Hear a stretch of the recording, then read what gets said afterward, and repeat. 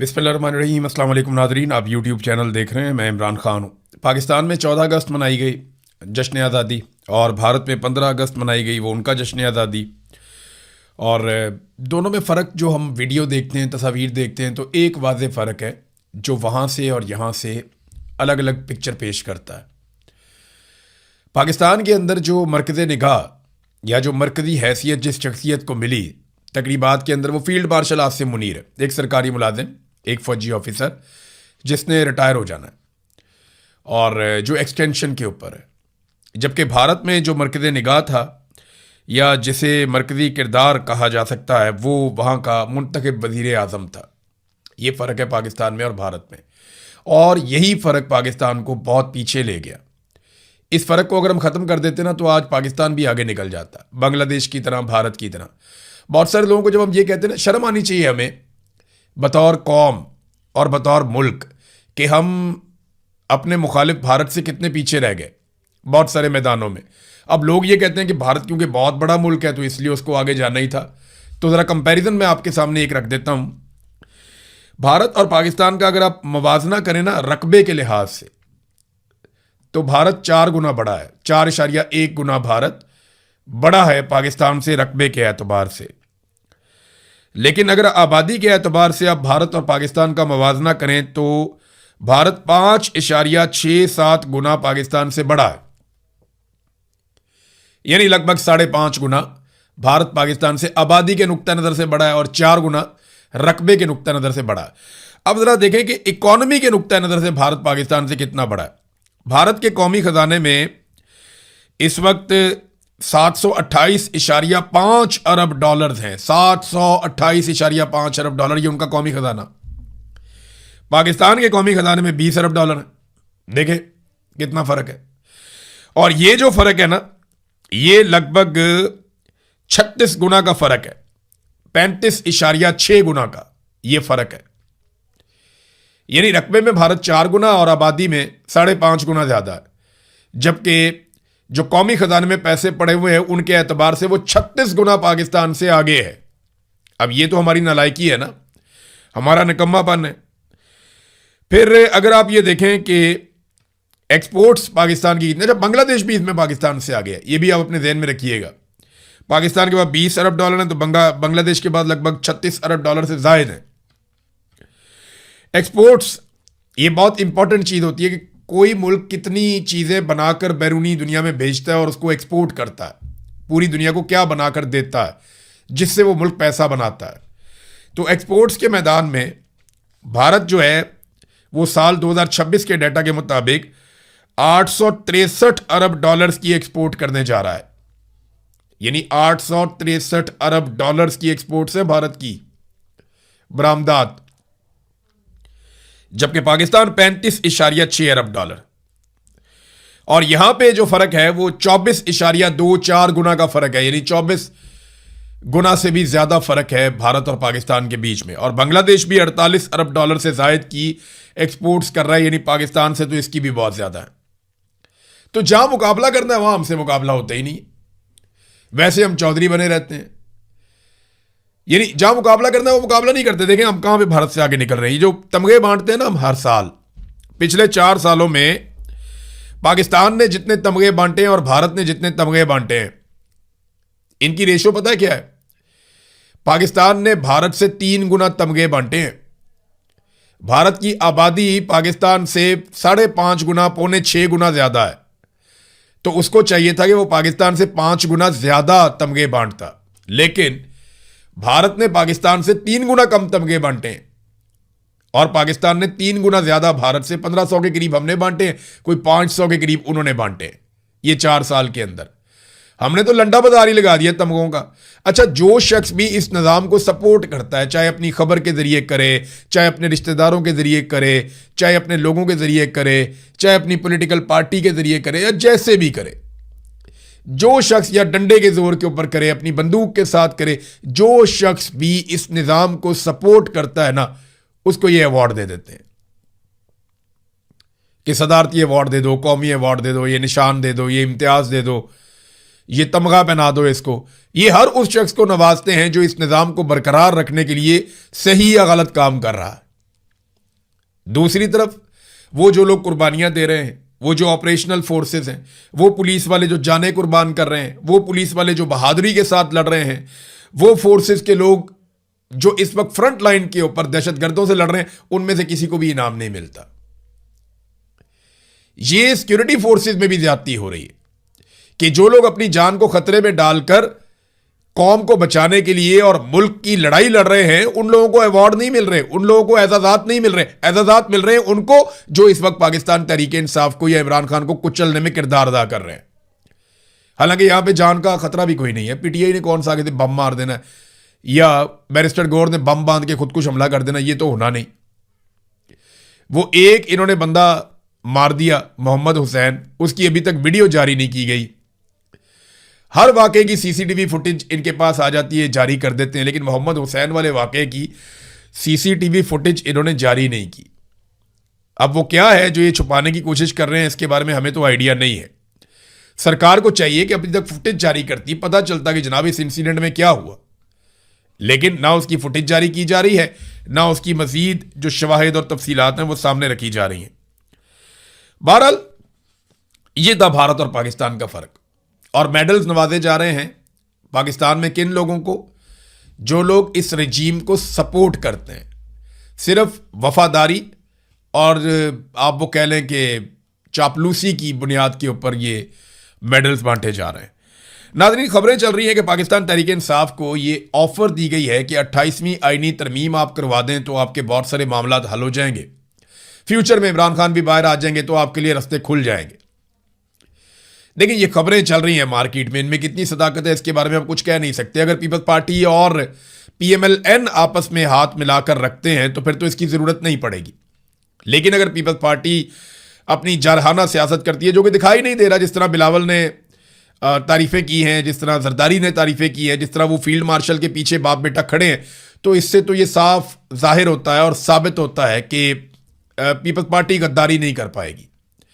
वो हमेशा वफादार रहेगी और एस्टेब्लिशमेंट की हाँ में हाँ मिलाकर रखेगी। लेकिन अगर फिर भी किसी जगह पे कोई प्रॉब्लम आता है तो पीपल्स पार्टी को हीरो बना दिया जाएगा और पीटीआई को विलन बना दिया जाएगा पीएमएलएन के साथ खड़े करके। याद रखें, अगर पीटीआई ने ये एक आईनी तरमीम करवा दी ना, 28वीं आईनी तरमीम में पीटीआई ने हिस्सा ले लिया मौजूदा निज़ाम के साथ मिलकर, तो इससे दो चीज़ें हों। नंबर एक, मौजूदा निज़ाम को लिजिटिमेसी मिल जाएगी, इनके वजूद को बरकरार रखने के लिए इनको जवाब मिल जाएगा। नंबर एक, स्टैंप लग जाएगी कि ये लोग ठीक हैं, जायज़ लोग हैं, पीटीआई ने भी इनके साथ कोऑपरेट किया है। नंबर दो जो काम होगा कि 26वीं और 27वीं आईनी तरमीम के खिलाफ पाकिस्तान तहरीक इंसाफ ने जो कुछ आज तक कहा वो गलत साबित हो जाएगा, क्योंकि जवाब मिल जाएगा 26वीं और 27वीं आईनी तरमीम को ये कहकर कि जनाब इसी असेंबली में 26वीं तरमीम भी हुई, 27वीं भी हुई और 28वीं भी हुई। 28वीं में शामिल थे और 26वीं और 27वीं के ये खिलाफ हो गए, ये कैसे हो सकता है? ये इस किस्म का मामला पीटीआई को आने वाले वक्त में थोड़ा सब्र अब कर लेना चाहिए, वक्त गुजार लेना चाहिए। बहुत वक्त गुजर गया है। हाँ, अगर नए सूबे बनाने हैं, जो बनने भी चाहिए, इंतजामी यूनिट्स बहुत सारे बनने चाहिए। एमक्यूएम को ज्यादा खुजली हो रही है, वो बहुत ज्यादा शोर मचा रहे हैं कि जनाब इंतजामी यूनिट्स नए बनाए। एमक्यूएम को यह वादा किया गया है कि कराची जब एक अलग सूबा बन जाएगा तो आपको वहां का वजीर आला बनाया जाएगा आपका, और एमक्यूएम को वहां की मकबूल जमात के तौर पर एक अलग सूबा मिल जाएगा हुकूमत करने के लिए कराची की सूरत में। तो एमक्यूएम जो है वो बहुत ज्यादा रोला डालती है इस सारे मामले के ऊपर। लेकिन मजे की बात यह है कि अगर आप अवाम में जाकर देखें तो एमक्यूएम के पास तो वोट बैंक ही नहीं है। ये तो हर दफा फॉर्म 47 आसिम मुनीर साहब नहीं दे पाएंगे। कब तक देंगे? अभी तक तो देते चले आ रहे हैं, लेकिन क्या हर दफा दे पाएंगे? अगर ये अलग सूबे भी बन गए तो कभी ना कभी तो फ्री एंड फेयर इलेक्शन होगा, और जब भी कभी फ्री एंड फेयर इलेक्शन होगा तो वहां जमात इस्लामी और पाकिस्तान तहरीक इंसाफ जीतेंगे। एमक्यूएम तो बहुत महदूद और छोटी जमात बन गई है। अगर इस मरतबा एमक्यूएम को फॉर्म 47 ना दिए जाते तो उनके पल्ले तो सीटें ही कुछ नहीं थी। नाज़रीन, नवाज शरीफ साहब ने जो कल बयानात दिए उनके अदादोशुमार गलत हैं। उन अदादोशुमार को दुरुस्त भी साथ साथ करना चाहिए, क्योंकि ये बड़ा ज़रूरी है। मियाँ साहब ने बहुत अजीबोगरीब किस्म की अदादोशुमार दे दिए कि मेरे दौर में मईशत बहुत अच्छी चल रही थी, मेरे दौर के अंदर महंगाई बिल्कुल नहीं बढ़ रही थी, मेरे दौर के अंदर जो है वो 1 रुपया भी डॉलर की कीमत नहीं बढ़ी। मैंने कुछ फैक्ट्स आपके सामने रखे थे जहां पे मियाँ साहब गलत बयानी से काम ले रहे थे। ابھی کچھ اور چیزیں آپ کو میں بتاتا ہوں کہ 2013 میں جب میاں صاحب کو حکومت ملی تو کرنٹ اکاؤنٹ خسارہ تھا 2.5 ارب ڈالر. جب 2018 میں میاں نواز شریف صاحب نے حکومت چھوڑی تو کرنٹ اکاؤنٹ خسارہ تھا 19.89 ارب ڈالرز. یہ میاں نواز شریف صاحب کا کارنامہ تھا. 2013 میں مالی سال کے اختتام پر برآمدات 25 ارب ڈالر تھیں، جبکہ 2018 میں وہ کم ہو کر 23 ارب ڈالر ہو گئی. اب یہ ہونا تو یہ چاہیے تھا کہ وہ 30 یا 31 تک لے کر جاتے، 25 سے بڑھا کر، لیکن الٹا انہوں نے پاکستان کی برآمدات کم کر دی. پھر کسانوں کو جو مار پڑی 2013 سے لے کر 2018 تک، کسان اس دور کو ایک سیاہ دور کے طور پہ یاد رکھتے ہیں، اور آج پھر کسانوں کا ایک سیاہ دور چل رہا ہے. اور سب سے بڑا جرم جو شریف خاندان کا تھا وہ آئی پی پیز کو لا کر عجیب و غریب قسم کے ڈالرز کے اندر معاہدے کرنا تھا کہ آپ بجلی بنائیں یا نہ بنائیں، ہم آپ کو بل دیں گے، ہم آپ کو پیسہ دیں گے، اور آپ اربوں روپے، بلکہ اربوں ڈالر آپ کہیں کہ آپ اربوں ڈالر پاکستانیوں کی جیبوں سے نکالتے رہیں گے اور ہم آپ کی اس میں مدد کریں گے، آئیے ہمارے ساتھ معاہدے کیجیے. وہ 2013 سے 15 تک جو معاہدے کیے نواز شریف صاحب نے، پاکستان کی اکانومی کی تباہی کی سب سے بڑی وجہ وہ معاہدے تھے. ناظرین، خیبر پختونخوا کے ساتھ زیادتی ہو رہی ہے، لگاتار زیادتی ہو رہی ہے. مزمل اسلم صاحب نے بھی اس پہ آواز اٹھائی ہے کہ باقی صوبوں کو زیادہ شیئر دیا جا رہا ہے ترقیاتی منصوبوں میں، اور خیبر پختونخوا کا شیئر جو ہے وہ بہت زیادہ محدود کیا جا رہا ہے. وفاق نے جو اپنا ترقیاتی بجٹ رکھا ہے اس میں خیبر پختونخوا کا حصہ انتہائی کم رکھا ہے.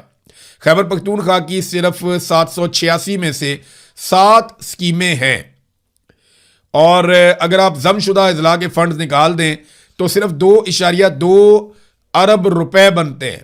یعنی 1000 ارب روپے میں سے خیبر پختونخوا کے جو سیٹلڈ ایریاز ہیں وہاں پہ 2.2 ارب روپے وفاقی حکومت خرچ کرنے جا رہی ہے. یہ کتنی بڑی زیادتی ہے. اس میں پنجاب کے اوپر سب سے زیادہ پیسہ خرچ کرتے ہیں، پھر باقی صوبوں کے اوپر خرچ کرتے ہیں. دیکھیں، خیبر پختونخوا کے لوگ یا جو ہمارے بلوچستان کے لوگ ہیں وہ بھی تو پاکستانی ہیں. ان کے بچوں کے پیروں میں جوتی نہیں ہوتی، ان کو سہولیات نہیں ملتی، ان کے اوپر ترقیاتی بجٹ خرچ نہیں کیا جاتا، ان کی نوکریوں کا بندوبست نہیں کیا جاتا، پھر بھی وہ پاکستانی ہیں اور وہ پاکستان کے لیے اپنا کردار ادا کرتے ہیں.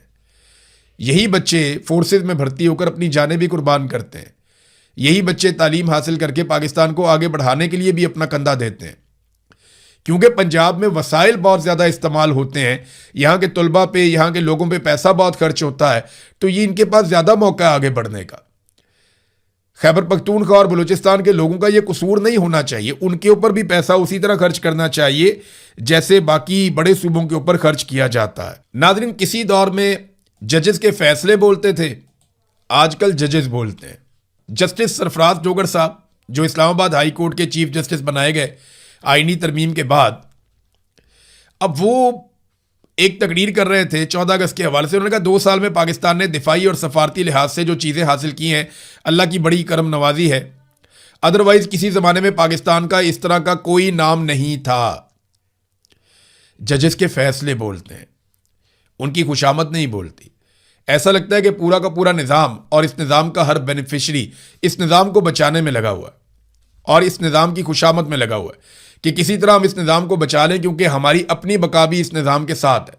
اور چیف جسٹس اسلام آباد ہائی کورٹ اس نظام کا ایک ایسا مہرہ ہے جس نے نظام کو نہ صرف بہت سپورٹ کیا بلکہ وہ یہ جانتے ہیں کہ جب تک یہ نظام رہے گا تب تک ان کی بقا ہے. اگر یہ نظام چلا گیا تو وہ بھی چلے جائیں گے.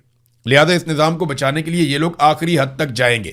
ججز کے فیصلے بولنے چاہیے، لیکن ان کے فیصلے کیا بتا رہے ہیں وہ آپ دیکھیے، پڑھیے، آپ کو سمجھ آ جائے گی کہ کتنی جانبداری ہے ان کے فیصلوں میں. خاص طور پہ جو عوامی معاملات ہیں یا جو سیاسی معاملات ہیں یا جو اسٹیبلشمنٹ کی سیاست میں مداخلت ہے، اس حوالے سے ان کے فیصلوں میں شدید ترین جانبداری ہے. ناظرین، پنجاب کا ایک ہی ایسا منصوبہ ہے جس کو مریم نواز کا منصوبہ کہا جاتا ہے، ستھرا پنجاب. اب وہ ایک کرپشن، گندگی اور نااہلی سے لتھڑا ہوا ایک پنجاب منصوبہ ہے. یعنی جو ستھرا پنجاب منصوبہ ہے اسے اگر کوئی کہتا ہے کہ لتھڑا پنجاب منصوبہ تو وہ غلط نہیں کہتا. حالات یہ ہو گئے ہیں کہ سما ٹی وی جو حکومت کا اپنا ٹی وی ہے اور حکومتی وزیر کا ٹی وی ہے، وہ یہ بتانے پر مجبور ہو گیا کہ لاہور سے ملتان اور ملتان سے جنوبی پنجاب اور لاہور سے لے کر یہ اپر پنجاب تک ہر طرف گند ہی گند ہے، ہر طرف گندگی کے ڈھیر پھیلے ہوئے ہیں. ہر طرف بیڑا غرق کر دیا ہے، کرپشن ہے، نااہلی ہے، سترہ پنجاب کے فنڈز کہاں جا رہے ہیں کوئی سمجھ نہیں آ رہی، ہر کچھ عرصے کے بعد کوئی نہ کوئی خودکشی کرتا ہے۔ سترہ پنجاب کے جو بیچارے متاثرہ ملازمین ہیں وہ احتجاج کرتے رہتے ہیں، آواز اٹھاتے رہتے ہیں کہ کسی طرح ہمیں پیسے مل جائیں، ہمیں ہماری تنخواہ مل جائے، جو کام ہم کر رہے ہیں اس کے بدلے میں جو پیسے ہیں وہ ہمیں مل جائیں۔ فواد چودھری جیسا آدمی جس نے عثمان بزدار کی ہمیشہ مخالفت کی تھی، یعنی میں بھی یہ سوچنے پر مجبور ہو گیا کہ اگر مجھے کوئی کہے کہ کمپیریزن کرنا ہے عثمان بزدار کا مریم نواز سے تو میں کیا کروں گا؟ دیکھیں پروٹوکول مریم نواز کا زیادہ ہے، زیادہ اچھے کپڑے مریم نواز پہنتی ہیں، زیادہ مریم نواز اپنا دکھاوا زیادہ کرتی ہیں، مریم نواز نے اپنا روب زیادہ برقرار رکھا ہوا ہے، بیوروکریسی کو دبا کے رکھا ہوا ہے، مریم نواز نے سسٹم کو چلانے کے لیے اپنی تشہیر بہت زیادہ کی ہے، اور تشہیر کے میدان میں تو عثمان بزدار کہیں مقابلہ بھی نہیں کر سکتا۔ لیکن جب گورننس کی ہم بات کرتے ہیں تو فواد چودھری جیسا ناقد جس نے ہمیشہ عثمان بزدار کی مخالفت کی، ہر پلیٹ فارم پہ کی، اور میں وہ آدمی ہوں جس نے 12-14 سٹوریز کی تھی عثمان بزدار کے اوپر اور بہت ساری چیزوں کو بے نقاب کیا تھا، لیکن میرا بھی یہ ماننا ہے، اور فواد چودھری کا سٹیٹمنٹ دیکھیں، حیران کن طور پر بزدار ہر لحاظ سے مریم نواز سے بہتر وزیر اعلیٰ تھا، یہ فواد چودھری نے کہا۔ تو مجھے بھی اب ایسا لگنا شروع ہو گیا ہے کہ واقعی میں بزدار مریم نواز سے بہتر تھا، کیونکہ انہیں گورننس کی الف بے تک کا نہیں پتا، انہیں پتہ ہی نہیں ہے کہ بیوروکریسی کو کیسے چلانا ہے، انہیں آئیڈیا ہر چیز میں صرف ان کو ڈنڈا استعمال کرنا ہے، کیونکہ ڈنڈے کے بلبوتے کے اوپر یہ اقتدار میں آئے، اس کے علاوہ ان کے پاس ہے کچھ نہیں۔ تو اب تک کے لیے اتنا ہی، اپنا خیال رکھیے گا، اپنے چینل کا بھی۔ اللہ حافظ۔